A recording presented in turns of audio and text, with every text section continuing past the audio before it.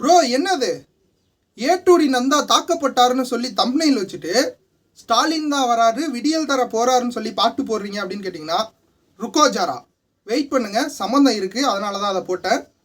எப்படி நம்ம ஐயா முதலமைச்சர் ஸ்டாலினுக்கும் ஏட்டூடி நந்தாவுக்கும் என்ன நடந்துச்சு அப்படின்னு கேட்டிங்கன்னா, ஸ்டாலினுக்கும் ஏட்டூடி நந்தா ப்ரோவுக்கும் எதுவும் நடக்கலைங்க.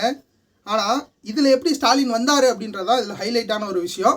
ஸோ அது பின்னாடி உங்களுக்கு வீடியோட எண்டில் உங்களுக்கு தெரியும். முதல்ல என்ன நடந்துச்சு அப்படின்றது தெரிஞ்சாதான் இதில் எப்படி நம்ம ஐயா ஸ்டாலின் வந்தார் அப்படின்னு தெரியும். ஏட்டூடி நந்தா ப்ரோ நேற்றுக்கு அவர் சேனலில் வந்து பார்த்திங்க அப்படின்னா ஒரு வீடியோ போடுறாரு காலையில், கேமரா கொடுடா அப்படின்னு சொல்லிட்டு அதோட ஹெட்டிங் வச்சுட்டு. பட் அந்த வீடியோவை நான் பார்க்கும்போது அவரோட சேனலில் நிறைய வந்து இன்ஃபர்மேஷனும் இருக்கும், அதே சமயத்தில் வந்து என்டர்டெயின்மெண்ட்டும் இருக்கும். ஸோ ரெண்டையும் இன்ஃபோடெயின்மெண்ட்டாக வந்து பண்ணிக்கிட்டு இருக்கவர். நேற்றுக்கு போட்ட வீடியோலையும் சரி ஏதோ காமெடியான வீடியோ தான் அப்படின்னு சொல்லி நினச்சிட்டு இருந்தேன். ஆனால் அது போக போக தான் தெரியுது அது எவ்வளோ சீரியஸான வீடியோ அப்படின்னு சொல்லிட்டு. அந்த வீடியோவில் என்ன இருந்துச்சு அப்படின்னு பார்த்தீங்கன்னா, என்ன நடந்துச்சுன்னா, இவர் ஒரு ஆப்பிள் ஐஃபோன் வச்சுருக்கிறாரு ஃப்ரெண்டோடது அப்படின்னு சொல்லிட்டு அந்த ஐஃபோனை வந்து ரிப்பேர் பண்ணுறேன் அப்படின்னு சொல்லி ஸ்டார்ட் பண்ணுறாரு. பட் அதில் பேட்ரி ஒன்று போயிருக்கு.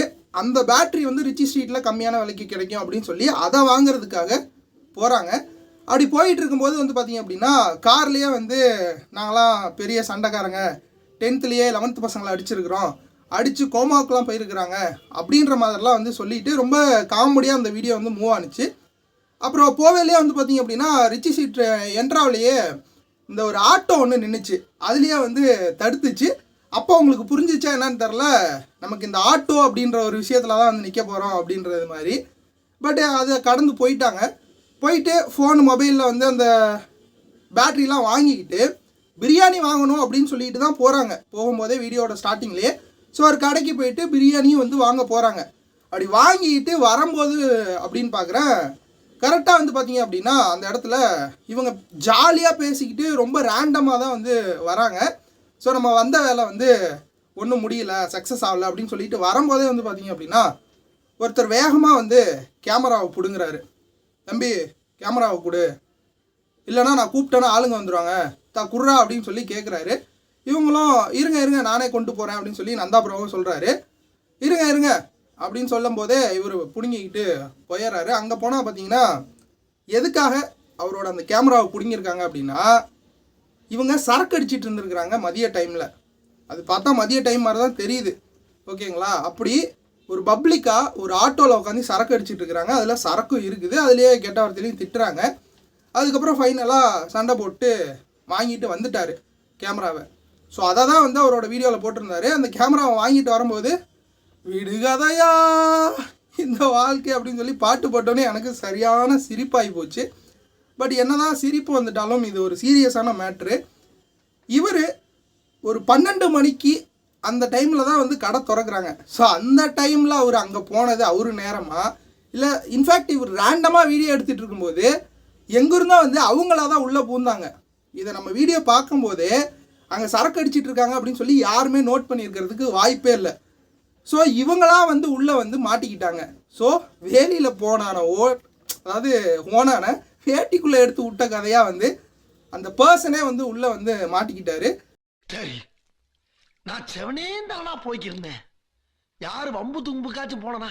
பட் ஏட்டூடி நந்தா ப்ரோக்குன்னு எவ்வளோ ஃபேன் ஃபாலோவிங் இருக்காங்க, கிட்டத்தட்ட ஒரு 15 லட்சம் பேர் வந்து அவரோட சேனலை ஃபாலோ பண்ணுறாங்க. ஸோ அப்படி இருக்க ஒரு பர்சன்னு தெரியாமல் உள்ளே வந்தது அது அவங்களோட நேரமாக என்னன்னு தெரில.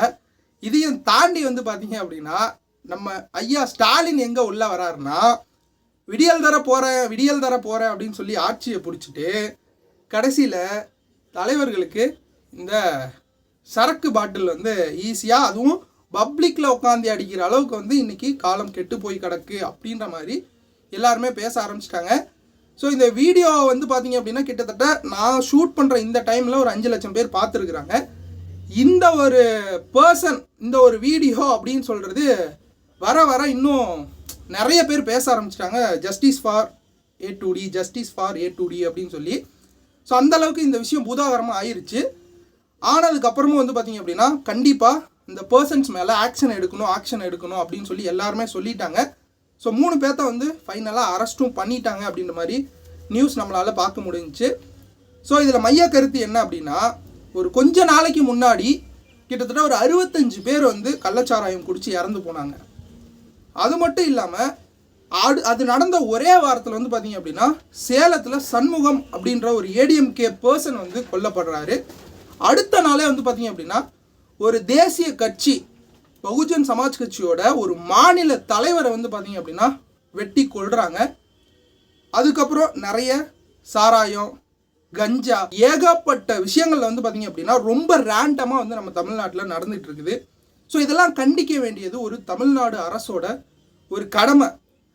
இது கண்டிக்கணும்னு சொல்கிறத விட முற்றிலுமாக எந்த ஒரு தவறுமே நடக்காத அளவுக்கு தான் வந்து ரன் பண்ணணும். இது எப்படியாச்சு ஸ்டாலின் பொறுப்பாவார் அப்படின்னு கேட்டிங்கன்னா, நம்ம எல்லாருமே சேர்ந்து ஒரு பர்சனை வந்து தேர்ந்தெடுக்கிறோம் முதலமைச்சராக. கரெக்டுங்களா? சரி அஜித், முதலமைச்சராக தேர்ந்தெடுத்துட்டா மட்டும் அவர் வந்து இந்த மாதிரி பிரச்சனையெல்லாம் சின்ன சின்னதாக பார்த்துட்டு இருக்க முடியுமா அப்படின்னு கேட்டிங்கன்னா, அவர் பார்க்க முடியும் அப்படின்னு நான் சொல்லலைங்க. ஸோ ஒரு பர்சன் மொத்த தமிழ்நாட்டையும் ஆள்றாங்க அப்படின்னா மொத்தமாக அவங்களால வந்து ஒவ்வொரு விஷயத்தையும் பார்க்க முடியல அப்படிங்கிறதுக்காக தான் நம்ம தனியாக ஒரு மாநிலத்தை மாவட்டம், வட்டம், தாலுக்கா, பஞ்சாயத்து, அதுக்கப்புறம் ஒரு கிராமம், ஸோ இந்த மாதிரி வந்து கட்டமைச்சு தான் ஒவ்வொரு மனிதர்களையுமே வந்து பார்த்திங்க அப்படின்னா ஆட்சி பண்ணிக்கிட்டு இருக்காங்க. ஸோ ஒவ்வொரு இடத்துக்குமே வந்து பார்த்திங்க அப்படின்னா போலீஸ் ஸ்டேஷன் அப்படின்ற ஒரு விஷயம் இருக்குது.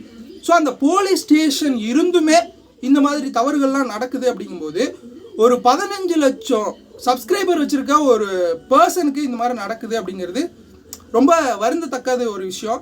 ஸோ இந்த விஷயத்தை வந்து அவரே எதிர்பார்க்கல அப்படின்ற மாதிரி தான் சொல்கிறாரு. பஞ்சாயத்து ஆயிடுச்சு, அடிச்சுட்டாங்களா என்னன்னு தெரில. அதையும் தாண்டி வந்து பார்த்தீங்க அப்படின்னா இந்த வீடியோ போட்டு கிட்டத்தட்ட ஒரு 2 நாள் வந்து எனக்கு ரொம்ப மனவேதனையாக இருக்குது அப்படின்ற மாதிரி அதில் சொல்கிறாரு. ஸோ இந்த வீடியோ எடுத்து அதுக்கப்புறம் 2 நாள் கழிச்சு வரைக்கும் வந்து இந்த ஒரு விஷயம் அவருக்கு உறுத்திக்கிட்டே இருந்திருக்குது. இருந்தாலும் நான் கேஸ் எதுவும் கொடுக்கல, ஏன்னா எனக்கு என் உயிர் முக்கியம் அப்படின்ற மாதிரி சொல்கிறாரு. யாருக்காக இருந்தாலுமே உயிர் முக்கியம் தாங்க, இல்லைன்னா சொல்ல முடியாது. பட் அந்த பாதிக்கப்பட்டிருக்காரு அப்படின்ற ஒரு விஷயம் வந்து பார்த்தீங்க அப்படின்னா அவருக்கு எந்த அளவுக்கு அது ரொம்ப ஆழமாக பதிஞ்சிருக்கும். ஸோ இனிமேல் நம்ம ரேண்டமாக வந்து அந்த வீதியில் போக முடியுமா? எப்போ போனாலுமே வந்து பார்த்தீங்க அப்படின்னா அவருக்கு அந்த ஒரு ஞாபகம் தான் வரும். ஃபைனலாக வந்து நான் இந்த ரிச்சி ஸ்ட்ரீட்டுக்கே போகலப்பா, இனிமேல் வரவே இல்லை அப்படின்ற மாதிரி சொல்லியிருந்தார் அந்த வீடியோவில். அவர் ஒரு பிசி டாக், அதாவது மொபைலும் ரிப்பேர் பண்ணுவார், அதுக்கப்புறம் ரேண்டமாக வந்து பார்த்தீங்க அப்படின்னா கம்ப்யூட்டரை வந்து இது பண்ணுவார். அதையும் தாண்டி நிறைய இன்ஃபர்மேஷன் வந்து பார்த்தீங்க அப்படின்னா ரொம்ப கேதர் பண்ணி அவரோட ரிசர்ச் ஒர்க் அப்படின்ற ஒரு விஷயம் வந்து ரொம்பவே சூப்பராக இருக்கும். ஸோ அந்தளவுக்கு வந்து குரூப்பாக வேலை செஞ்சுட்டு இருக்காங்க. அந்த பிசி டாக் A2D சேனல் வந்து பார்த்தீங்க அப்படின்னா அந்தளவுக்கு ஃபேமஸ்ஸு. இப்போ வளர்ந்து வரக்கூடிய ஒரு சேனல் தான், எல்லாத்துக்குமே இது தெரிஞ்சிருக்கும். நீங்கள் அந்த வீடியோ பார்க்கல அப்படின்னா கேமரா கொடுடா அப்படின்னு சொல்லி நேற்றுக்கு ஒரு வீடியோ போட்டிருக்காரு, அதை போய் பாருங்கள், இன்னும் உங்களுக்கு கிளியர் கட்டாக தெரியும். இருந்தாலும் நான் அதை வீடியோவாக போடுறேன், அதையே பாருங்கள். ப்ராஜெக்டே ஃபெயிலியர் ஆயிடுச்சு, இருந்தாலும் வந்து பிரியாணியை வந்து விடுறதா இல்லை.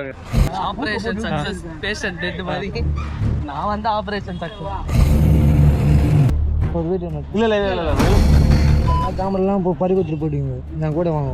இல்லை ப்ரோ. ஏய் ஒட்ட போட்டா வா, ஒரு வீடு நடத்துன்னு போங்க. யார் தெரியுமா கையாடி இல்லைண்ணா எதுவுமே இல்லை விடு.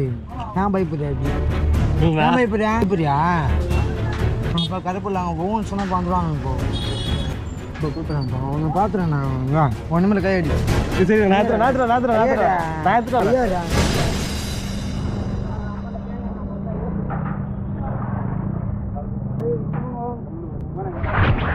அடே கேமரா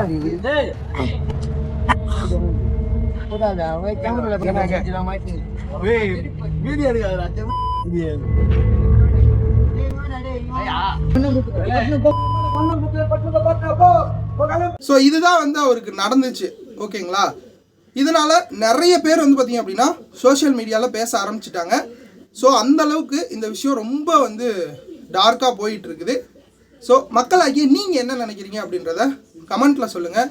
இந்த மாதிரி வீடியோ வந்து நிறைய பேத்துக்கு ஷேர் பண்ணால் தான் ஒரு ரேண்டமாக ஒரு பப்ளிக் வந்து ஈஸியாக நடமாட முடியும். ஓகேங்களா? ஸோ இது எல்லாமே வந்து நம்ம தமிழ்நாடு அரசோட கையில் இருக்குது.